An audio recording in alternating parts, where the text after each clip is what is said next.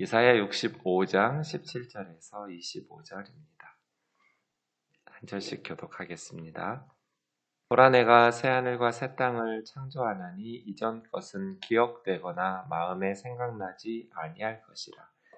너희는 내가 창조하는 것으로 말미암아 영원히 기뻐하며 즐거워할지니라.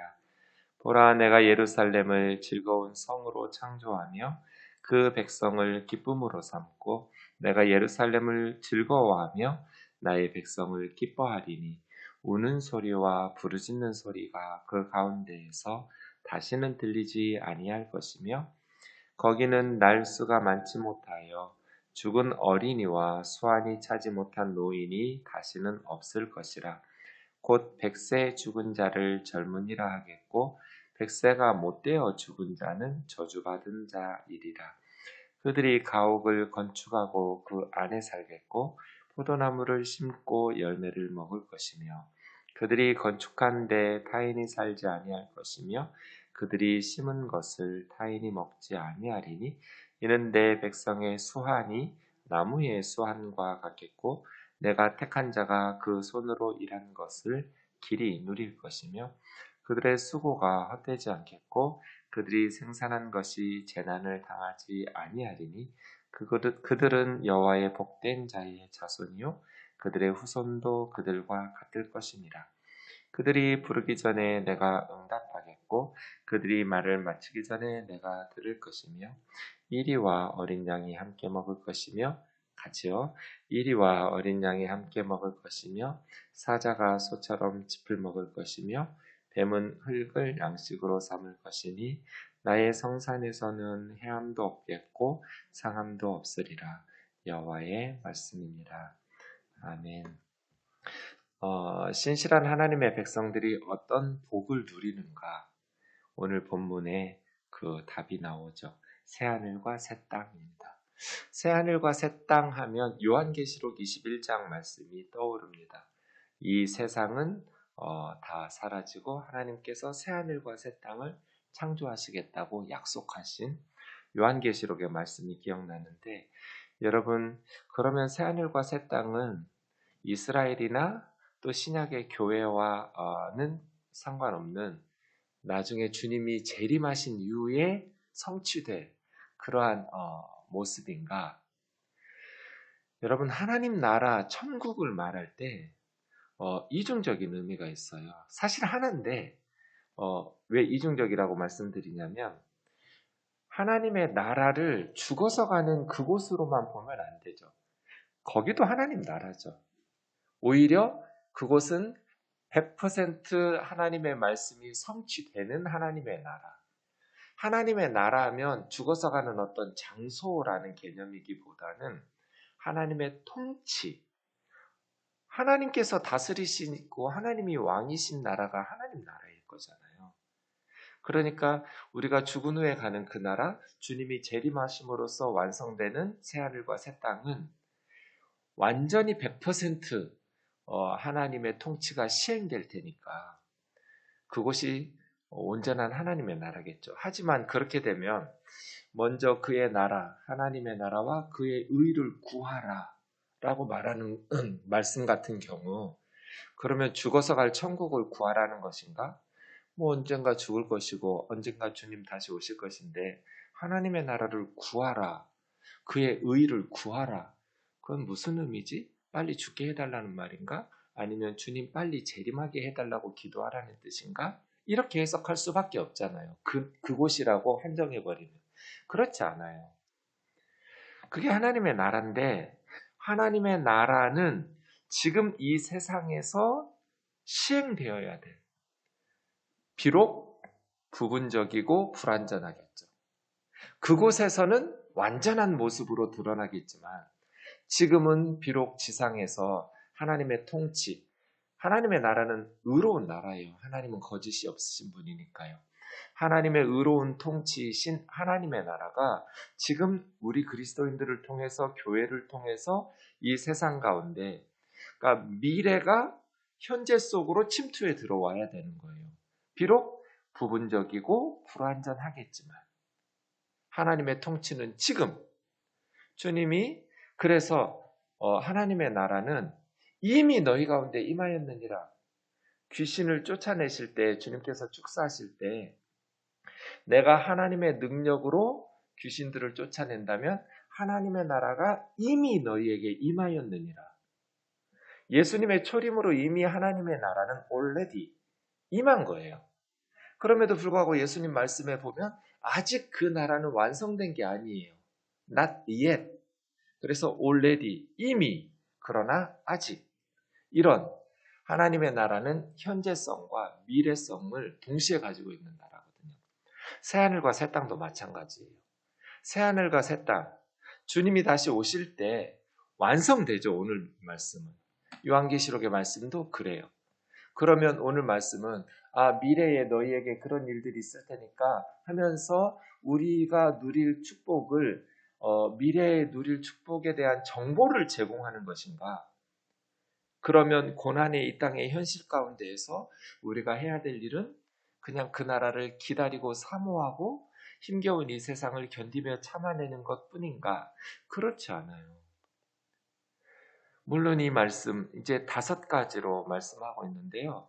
하나님의 백성들이 누릴 새하늘과 새 땅의 그러한 나라를 미래에 완성된 모습으로 경험하게 될 거예요. 신실한 하나님의 백성들은. 그러나 지금 이 세상에서도 부분적이고 불완전하겠지만 새하늘과 새 땅을 누리고 맛보게 될 거예요. 미래의 완전한 모습으로 맛보게 될 하나님의 나라, 새하늘과 새 땅을 부분적으로 불완전하지만 그렇게 우리는 이 세상에서 이 말씀이 실행될 수 있도록 헌신하고 기도하고 노력해야 되는 것이죠. 이렇게 삶은 미래와 현재가 어우러져 있는 거예요. 죽어서 갈 천국만 사모하는 건 좋은 믿음이 아니에요. 천국에 대한 사모함이 없는 건 잘못된 믿음이죠, 물론. 미래에 완성될 주님의 나라, 천국의 모습을 사모해야 돼요. 하지만 지금 이 땅에서 우리에게 주어진 시대적 사명을 감당하는 것, 그러면서 미래에 완성될 하나님의 나라를 기다리고 가슴 설레게 사모하면서 지금 이 땅의 삶을 믿음으로 살아내는 것, 둘 다가 필요한 것이죠. 그런 의미에서 새하늘과 새 땅이에요. 회복된 이스라엘, 그리고 예수 그리스도 안에서 회복되는 교회. 그러나 궁극적으로는 주님의 재림으로 완성되는 새하늘과 새 땅. 새하늘과 새 땅을 창조하신다라는 것은 그만큼 새로운 세상을 만드시겠다는 거잖아요. 이전 것은 뭐예요? 한숨과 절망과 고통과 탄식과 슬픔과 그렇게 우리를 슬프게 하는 것들이 가득한 삶이 기억되지도 않을 만큼, 네. 그러니까 기억 상실 걸린다라는 의미가 아니라 새하늘과 새 땅이 너무 좋으니까 과거에 내가 그렇게 힘들게 살았었나 기억나지도 않을 만큼 그런 의미예요. 너무 좋아서 과거 생각이 더 이상 나를 괴롭히거나 힘들게 하지 않는 회복된 새하늘과 새 땅이죠. 마음에 생각나지 않을 것이다. 과거가요. 너희는 나의 창조한 것으로 말미암아 하나님께서 새하늘과 새 땅을 창조하리니 했으니까 그러니까 인류의 희망은 하나님께 있는 것이죠. 내가 대통령이 경제인이 지식인이 과학자가가 아니에요. 하나님이에요. 역사의 희망은 하나님에게 있는 거죠. 하나님께서 창조하시는 것으로 말미암아 영원히 기뻐하며 즐거워할지어다. 이게 첫 번째 하나님께서 만드실 새하늘과 새 땅의 특징이죠. 기쁨이에요. 기쁨.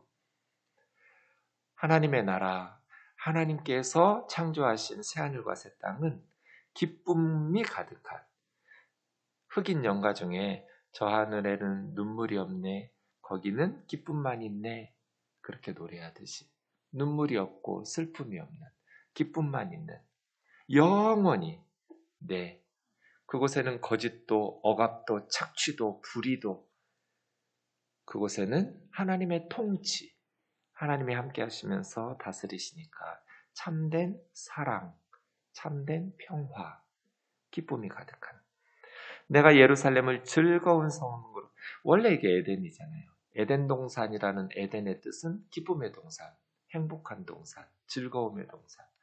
인간이 처음으로 살았던 그곳, 하나님께서는 기쁨이라고 지었거든요. 기쁘게 살라는 거잖아요.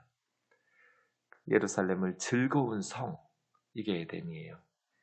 그 백성을 기쁨으로 삼고 내가 예루살렘을 즐거워하며 왜 새하늘과 새 땅이 기쁨이 가득한가? 하나님께서 그들을 기뻐하시기 때문이에요. 하나님의 백성들을. 나의 백성을 기뻐하리니 우는 소리와 부르짖는 소리. 왜 울고 부르짖겠어요? 억울하니까, 힘드니까. 그런데 불법이 없고 압제가 없고 억울함이 없으니까 하나님이 다스리시면 우는 소리와 부르짖는 소리가 다시는 들리지 않을 것이다. 공의와 사랑만 있으니까 억울함이 없어요. 참된 평화가 하나님이 다스리시는 새하늘과 새 땅에 넘치니까 우는 소리나 부르짖는 소리 없이 기쁨만 가득할 거야. 하나님의 나라, 기쁜 나라예요. 목사님, 천국이 처음에는 좋다가도 나중에는 적응되고 나면 시큰둥해지고 지루하지 않을까요? 걱정하지 마세요. 뭐 그런 걱정을 하고서 사세요. 하나님을 신뢰하세요. 하나님은 정말 재밌는 분이에요.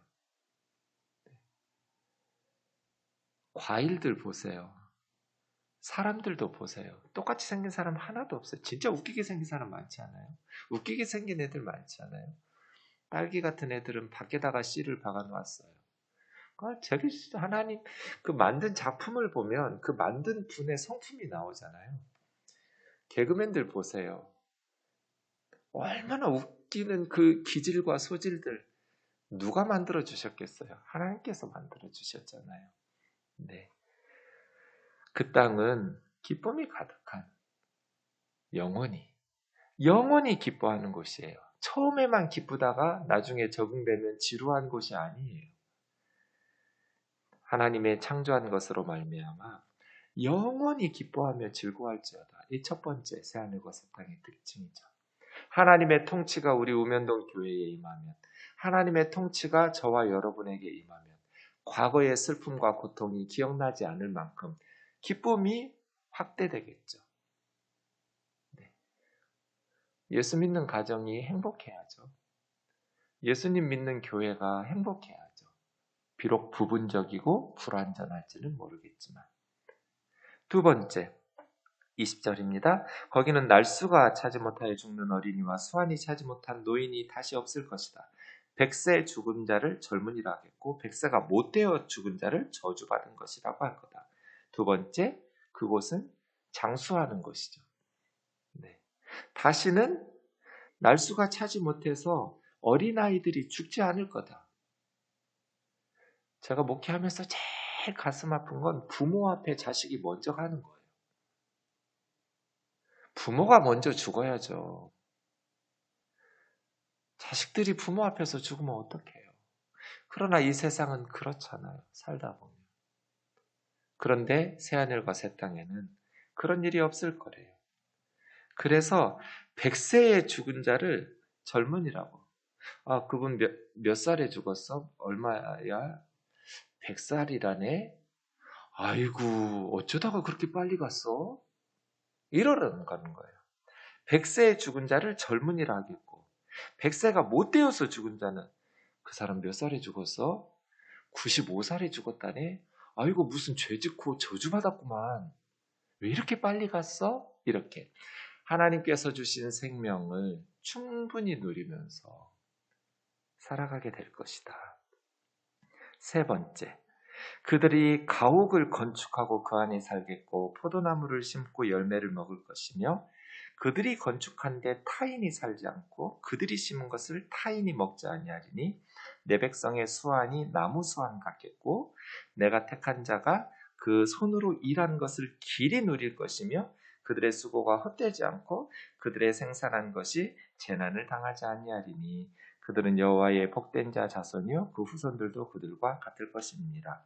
세 번째는 재산권을 보장하는 거예요. 여러분 100세 시대, 120세 시대 되는데 요즘 그런 말 있잖아요. 재수 없으면 120살까지 산다고. 왜냐하면 돈이 없으니까. 60대 은퇴하는데 120까지 살려면 60년을 더 살아야 되는데 그러면 이 돈이 없어요. 그러니까 노년에 빈곤하게 되면 노년에 세 가지가 필요하거든요. 돈이 있어야 되고요. 건강이 있어야 되고요. 외롭지 않아야 돼요. 세 가지가 갖추어지지 않은 노년은 그거는 진정한 축복이라고 말할 수 없어요. 맨날 아프면서 오래 사는 것이 그것이 축복이라고 할 수 없고요. 돈이 없어서 빈곤 속에 허덕이면서 일본이 우리나라보다 좀 앞서가거든요. 제가 한 10여 년 전에 일본에서 나온 책인데 번역되어서 우리나라 서점에 갔다가 네, 일본의 실상을 보면서 굉장히 그동안은 장수가 축복이라고만 생각했다가 일본과 같은 선진국 그리고 연금제도나 이런 복지제도가 잘 갖추어져 있는 나라에서도 노인들이 빈곤에 빠지니까 한 80 살 줄 알았는데 100살까지 사는 거예요. 그러면 그 20년이 경제적인 문제가 해결이 안 돼서 굉장히 힘든 거예요. 우리나라도 지금 그 따라가고 있잖아요. 근데 우리나라는 훨씬 더 선진국에 비해서 노후 대비가 잘 안 된 나라거든요. 그래서 염려가 돼요. 저는 자녀들에게 너무 많이 쏟아 부으면 안 된다. 애들 시집장가 갈 때 부모의 노후 자금을 다 털어서 지원하고 나중에 우리 아이들이 오래 사는 부모님을 경제적으로 보양할 수 있을 것 같으세요? 그런 아이들은 거의 없을 거예요. 있긴 있겠죠. 아이들이 경제적으로 여유가 있으면 부모를 당연히 경제적으로 돌보겠지만 그럴 여력이 있는 우리 아이들은 거의 없어요. 그래서 한참 경제 활동할 때 아이들에게 저는 그 말에 동의해요. 너무 많이 과외하고 이거 하고 남들 시킨다고 다 시키면서 돈을 아이들에게 다 쏟아 부어버리고 정작 자신들의 노후 준비는 전혀 되지 않은 상태에서 은퇴를 앞두게 되면 심각하게 될 거다. 노년에 돈이 있어야 되고 그 다음 건강이 있어야 되는데 나이 들면 아플 수밖에 없잖아요.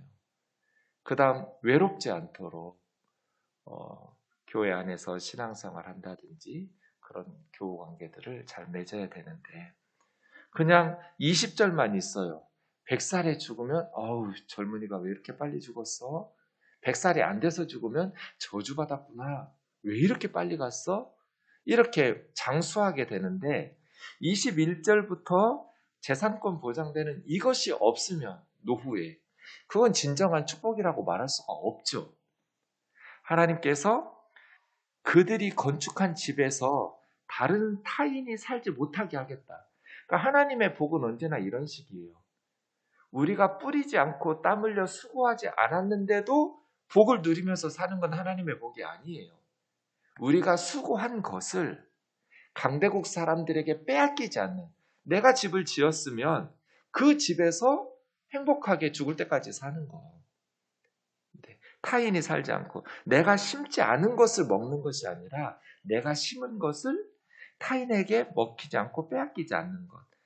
백성의 수완이 나무의 수완처럼 수백 년씩 살아가는데 손으로 일한 것을 길이 누리고 그들의 수고가 헛되지 않은 것, 재난을 당하지 않는 것. 이게 세 번째예요. 그러니까 지금 여러분들이 잘 준비하고 대비해야 하는 것이죠. 24절 네 번째 기도의 응답이에요. 새하늘과 새 땅에서는 부르기 전에 응답하시고 말을 마치기 전에 기도가 끝나기도 전에 들어주시는 신속한 응답이죠. 아예 그냥 우리가 하나님을 기도하기도 전에 하나님께서 응답해 주실 것이다. 마지막 네 번째 25절 이리와 어린 양이 함께 먹고 사자가 소처럼 짚을 먹고 뱀은 흙을 양식으로 먹고 이건 뭐예요? 평화죠. 평화. 서로 이리하고 양하고 어떻게 같이 어울려 살아요? 잡아먹죠. 그런데 사자가 소처럼 풀을 먹지 연약한 짐승들을 찢어먹지 않아요. 나의 성산에서는 해함도 없겠고 상함도 없으리라. 서로 해치고 상하게 하는 일이 없는, 서로 물고 뜯고 그렇게 해하지 않는 곳. 강자가 약자들을 잡아먹지 않는 것. 공산주의식으로 하는 게 아니에요. 강자들, 부르주아들을 제거해버리고 약자들, 플로레타리아트의 평화를 이루는 그런 공산주의식 평화가 아니에요. 그냥 사자를 제거하고 이리를 제거하고가 아니라 사자가 풀을 뜯어먹으면 돼요. 뱀이 흙을 먹으면 돼요. 힘 있는 자와 연약한 자가. 그게 교회예요. 부분적이고 불완전하겠지만 많이 가진 사람이나 적게 가진 사람이나 많이 배운 사람이나 적게 배운 사람이나 많이 가진 사람을 적게 가진 사람들을 돌보고 또 많이 배운 사람이 조금 배운 사람을 가르쳐주고 도와주고 서로 누구 하나를 배제시키고 희생시키고 제거시키는 공산주의식 평화가 아니라 그냥 더불어 함께 하나님의 통치 가운데에서 살아가는 것이죠.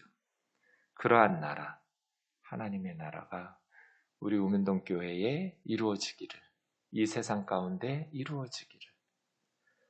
비록 부분적이겠지만, 그리고 그것이 완전히 완성돼, 100% 시행돼, 주님의 다시 오신 새하늘과 새 땅을 사모할 수 있기를 기도합니다. 기도하겠습니다. 사랑하는 하나님 아버지, 감사합니다. 강자들을 없애고 약자들끼리 유토피아를 만들어내는 그러한 거짓 평화가 아니고 또 힘 있는 자들이 연약한 자들을 억압하고 착취하는 부패한 경제나 그러한 세상이 아닌 이리와 양이 함께 먹고 사자가 소처럼 풀을 뜯어먹는 그러한 진정한 평화, 하나님 통치 안에서 영원히 기쁘고 즐거워하는 새하늘과 새 땅, 그러한 나라를 만들어가게 하시고 그 나라가 있음을 기억하면서 사모하고 또 하나님께서 주실 새하늘과 새 땅들을 바라보면서 오늘 우리에게 주신 삶을 값지게 살아내는 주의 자녀들 되게 하여 주옵소서. 예수님의 거룩하신 이름으로 기도하옵나이다. 아멘.